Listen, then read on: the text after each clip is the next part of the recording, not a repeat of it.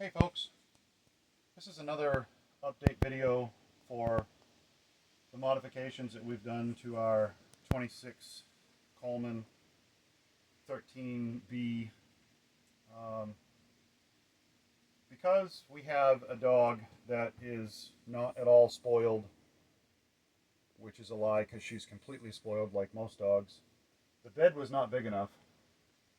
And the mattress, like most RV mattresses, was very thin.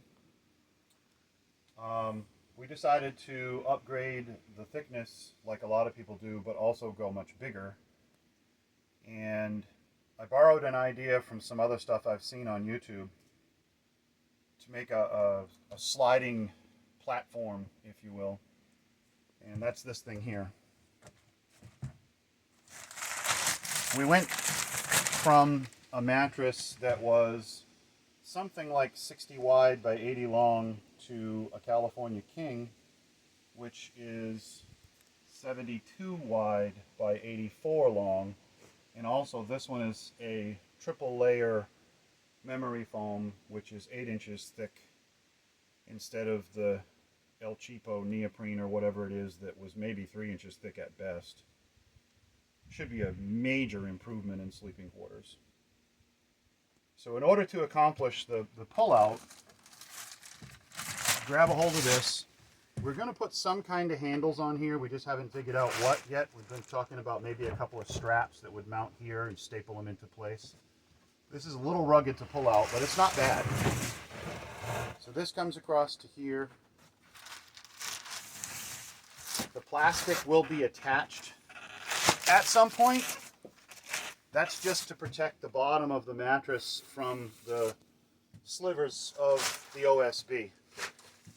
This is 7/16 OSB. The reason that we use that is simply because it's what we had here. Given the choice, I might make a different decision and go with something like a 3/8 or 7/16 plywood that's smoother, but that's up to you. And then to take it down, all we have are these S-hooks up here that are attached to the shelf. These straps are nothing unusual. They're just yard fines. They were wrapped around some material that we bought at one point or another. This thing just collapses down. Huge improvement in space, as you can see. There's an area over here behind the mattress. The inside of this, I think, is 91 inches or so. Mattress, like I said, is 84. So there's something like 7 or 8 inches sitting over there. I don't know, put a tote in there, store your luggage in there. I could come up with all kinds of interesting things, but I'll let you do that for yourselves. As far as going down the road, it would stay like this. Inside, if we wanted to be doing any other thing, obviously this needs to be put back up out of the way.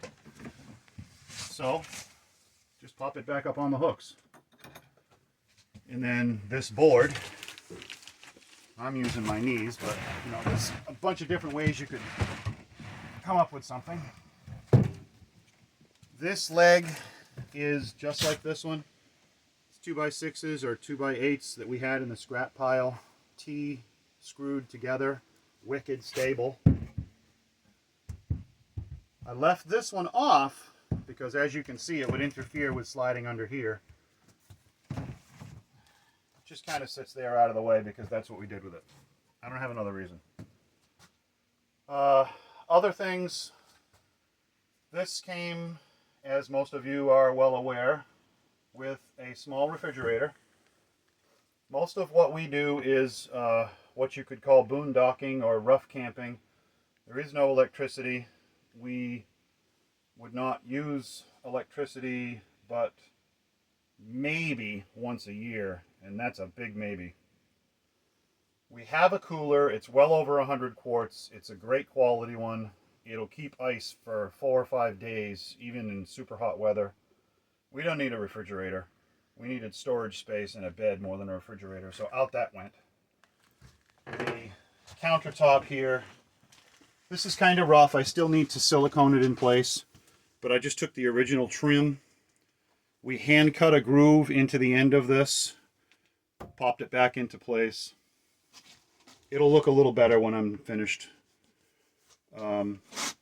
Under here, we're thinking about doing maybe a little pocket for a trash can or some kind of storage. It doesn't matter. This is just a piece of scrap. Looks like 3/8 plywood. One thing I would advise is, because this was a closed area, if you look down in here, you can see that there's some exposed insulation from where they cut the hole for the wires to run for the system. If you have animals or kids that would be prone to getting into an area like that, which we occasionally do, have a friend with cats, we're going to enclose that area a little bit tighter, cover it with something, maybe make a bin type arrangement here. We haven't exactly figured that out 100% yet. Just something you should know. And then up here, this was the microwave. We own a microwave. I've had it in the house for, I don't know, 12, 14 years. I'm honestly can tell you I've probably used it about 3 times. So we don't need a microwave. We need more storage. So out the microwave goes. I think that was it for in here. What did I want to say over here? I think I did this already before. Okay. I can't remember if this board was in there. Trina finalized this by putting a nice little piece of trim up after we cut the bunk all out. It's a great storage pocket for our regular tenting stuff. Tools. We doubled up on the bunk mattress just for kicks. And back there, of course, is, going to be a little cubby cave. More storage. So, the fire extinguisher. Because I needed to slide the bed out, the fire extinguisher, which was originally mounted right here with these 2 screw holes, that was going to be in the way, so I knocked it out. And we're going to attach it to probably the leg here, on the inside of the leg. Me, personally, I want the fire extinguisher accessible from the door, from the ground. I don't know if that's a law, but as a commercial truck driver, it's definitely a thing with me. So I'm going to just re-screw it right to here, and then it'll be available all the time, whether this is over or sitting where it is now. The tires, I did an upgrade on the tires. I have another short video for that I'm going to attach to the end of this one. Sorry about the shadow there. But basically, we went up a size and also went heavier a size. And another thing, you can't see it for now, but if pointed at that jack screw at the back there. I wanted to mention that I've read a couple places where you should not use an impact wrench on that jack screw. I can see the logic in that, because an impact wrench might damage the threads easier than something like a power drill.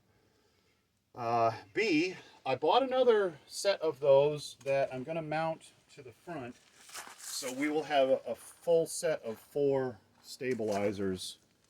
They do not come from the factory with that full set. And then at the front, I'll show this later when I get the upgrading done. I have 2 spare tires because we are in rough country a lot. I didn't want just one. I'm going to mount them somehow. I'm not sure how yet. I do have brackets. I am choosing not to do it at this time because the trailer seems to go down the road fine, but we haven't had it above about 60, 62 miles an hour.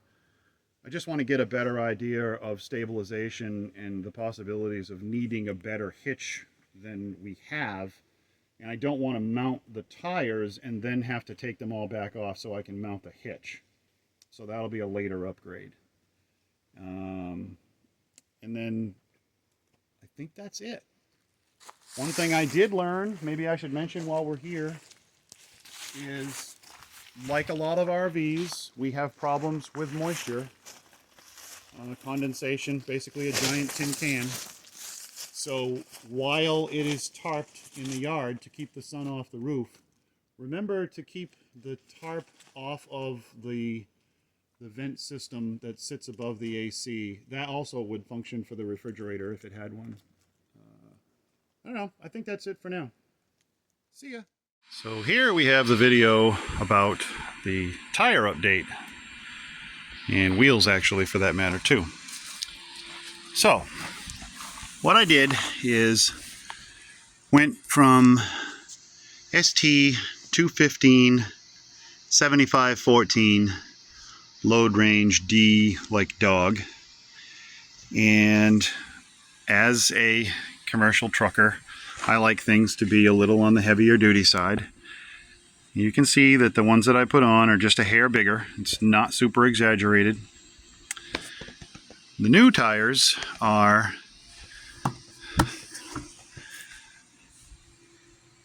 ST 225 75R15. There was a couple different reasons for going to a 15-inch rim. One is universality with the other trailers that we have here. Two is because I think I can get a better load range with a slightly larger tire. Also, because quite frankly, I like the way they fill in the wheel wells a little bit better. Also, we do a lot of rough road travel, so to speak. Golden Road in the center of Maine, if anybody's familiar with that. We are just south of it on occasion, and it's rugged. So I have a tire for each side. That adds up to 2. And then I have 2 spares. A guy earlier today said, "You are the type of guy that wears a belt and suspenders." Yeah, Dave. That's me. But I don't have my damn cowbell with me now, do I? So anyway, I like the look. We went with new wheels, new valve stems, obviously heavy duty. Tires that I chose to go with are the Carlisle or Carl Star. These are a Radial Trail HD. Again, load range E, so these are an 80 PSI tire. I'm hoping they work out okay. Who knows? We'll find out in 3 to 5 years. That is all for now.